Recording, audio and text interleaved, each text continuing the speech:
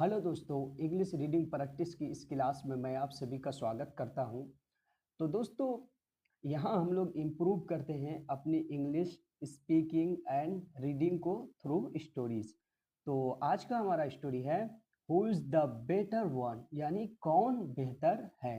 तो स्टोरी काफ़ी इंटरेस्टिंग है, आप इसे पूरा जरूर देखें और वीडियो अगर अच्छी लगे तो कमेंट बॉक्स में ज़रूर बताएं।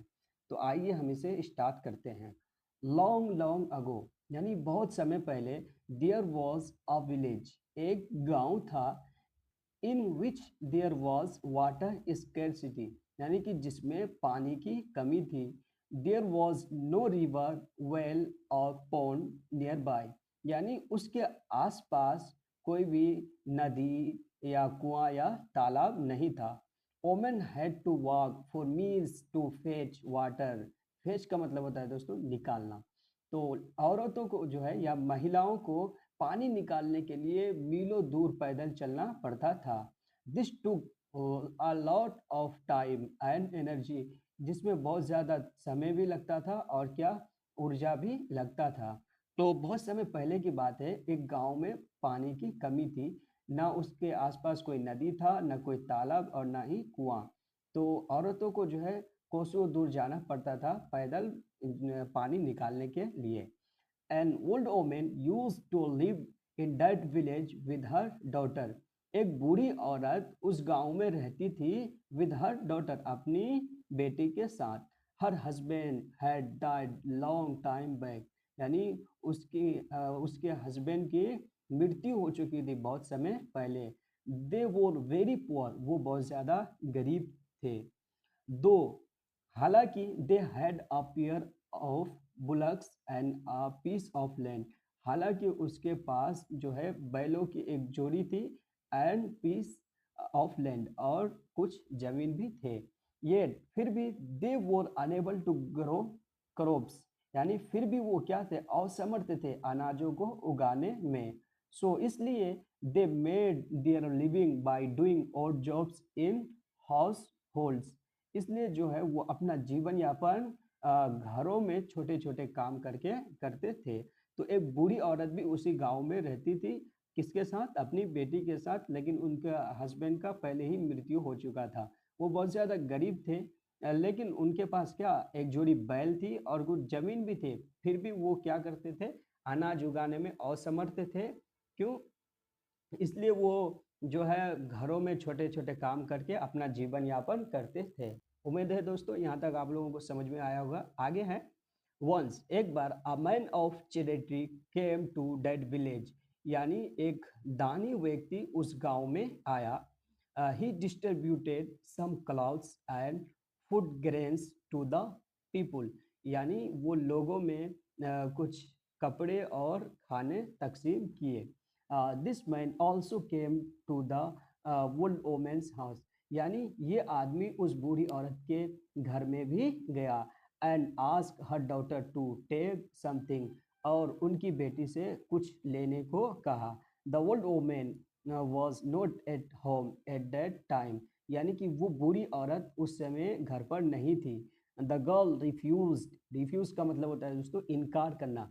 तो लड़की ने इनकार कर दिया, टू एक्सेप्ट, स्वीकार करने से, एनीथिंग, कुछ भी, यानी कि कुछ भी लेने से उसने मना कर दिया। सेइंग, कहते हुए, taking charity is a sin, यानी दान लेना क्या है, पाप है। We must earn our living through hard work, हमें जरूर कमाना, ये जरूर कमा करके, हार्ड वर्क करके जो है अपना जीवन यापन करना चाहिए। तो एक बार उस गांव में जो है एक दानी व्यक्ति दान करने के लिए आया, तो उसने गरीबों में कपड़े और जो है अनाज बांटे। वो आदमी उस बूढ़ी औरत के घर में भी गया, लेकिन उस समय वो औरत घर पर नहीं थी।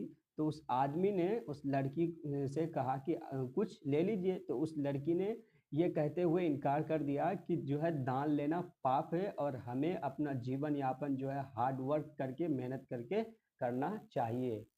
आगे दोस्तों, डैट मैन सेड नथिंग, उस आदमी ने कुछ नहीं कहा। मीनवाइल, इसी बीच, the old woman was getting some labourers to sink a well, यानी कि उसी बीच वो बूढ़ी औरत कुछ मजदूरों को लेकर के कुआं खोद रही थी, कुआं खुदवा रही थी। The man of charity learn, यानी दानी व्यक्ति ने जाना डैट कि the old woman was the mother of the same girl, यानी कि ये बूढ़ी औरत उसी लड़की की माँ है, हु हैड रिफ्यूज चैरिटी, जिसने दान लेने से क्या किया था, मना कर दिया था। तो आगे है, the man of charity went to the old woman and said, वो दानी व्यक्ति उस बूढ़ी औरत के पास गया और कहा, मदर, माता ji, I have come to this village to do some charity in order to help the poor, यानी कि मैं भी इस गांव में इसी तरीके से कुछ दान करने के लिए गरीबों की मदद के लिए कुछ दान करने के लिए आया हूँ। You must also accept some clothes and food grains, आपको भी जो है कुछ कपड़े और आप भी कुछ कपड़े और जो है अनाज ले लीजिए। सन, बेटा, this village badly needs water, यानी कि इस गांव को पानी की बहुत ज़्यादा ज़रूरत है। बेडली का मतलब यहाँ बहुत ज़्यादा।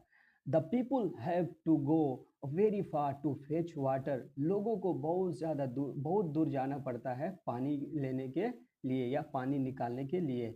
द ओल्ड वोमन सेड, उस बूढ़ी औरत ने कहा, किससे, उस दानी व्यक्ति से। आई सी, मैं देखता हूँ, दैट्स वाई, इसलिए, you are sinking a well, इसलिए आप कुआं खुदवा रही है या कुआं खोद रही है। बट, लेकिन, how have you manage the expense, लेकिन आप कैसे खर्चे चलाएंगे या आप कैसे खर्चे चलाए हैं। ही आस्क्ड, उसने पूछा। आगे है, सन, बेटा, my bullocks and the piece of land were of no use to me, यानी कि मेरे बैल और मेरी ज़मीन मेरे लिए कुछ काम का नहीं था।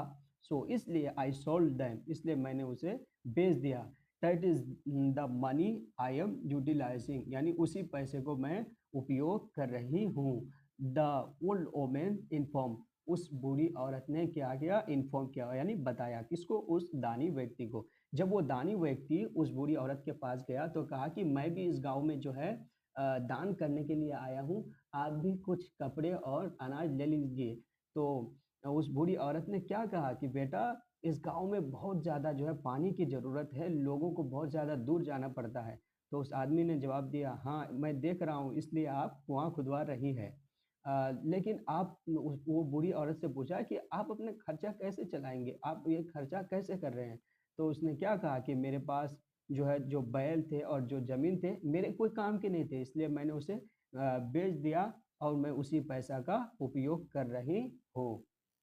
आगे है दोस्तों, but what will you do your self, लेकिन आप अपने लिए क्या करेंगे। The man of charity ask her in a concern manner, यानी कि वो दानी व्यक्ति ने उनसे पूछा, किनसे, उस बूढ़ी औरत से चिंतित भाव में। उस दानी व्यक्ति ने चिंतित भाव में पूछा कि लेकिन आप क्या करेंगे, आप जो अपने खेत और जो बैल बेच दिए, इससे आप अपना जीवन यापन कैसे करेंगे।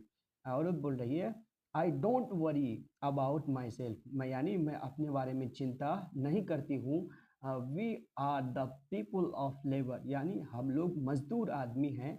We shall make our living by doing odd job, यानी कि हम अपना जीवन यापन छोटे मोटे कार्य करके कर लेंगे। बट, लेकिन, the well will help everybody, यानी कि जो कुआं है हर किसी का मदद करेगा। जब उस आदमी ने पूछा कि आपने जो बैल बेच दिए तो और खेत बेच दिए तो आप कैसे करेंगे, तो बूढ़ी औरत ने क्या कहा कि मैं अपने बारे में चिंता नहीं करती हूँ, हम लोग मजदूर आदमी हैं, हम जो है छोटे मोटे काम करके अपना जीवन यापन कर लेंगे। लेकिन ये जो कुआं खुदवा रही हूँ ये हर किसी का, यानी कि गांव में सबका मदद करेगा।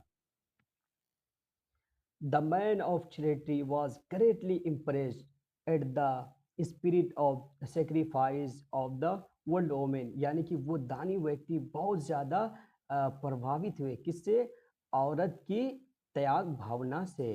His own work of charity looked very small, यानी कि उसको अपना जो है दान का काम जो है बहुत छोटा लगने लगा to him as compare to the old women's deed, यानी बूढ़ी औरत की काम के तुलना में।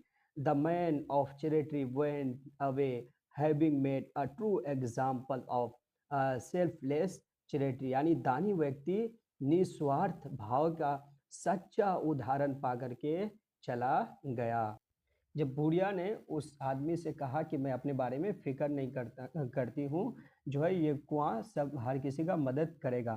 तो वो जो है दानी व्यक्ति बहुत ज़्यादा क्या हुए प्रभावित हुए उसके काम से, और उसे उसका काम जो है उस औरत के काम की तुलना में बहुत छोटा लगने लगा, और वो निस्वार्थ यानी सच्चा उदाहरण पाकर किसका निस्वार्थ भाव का सच्चा उदाहरण पाकर वहाँ से चला गया। आगे है यानी the gist. Feeding someone is small charity, यानी किसी को खाना खिलाना छोटा दान है।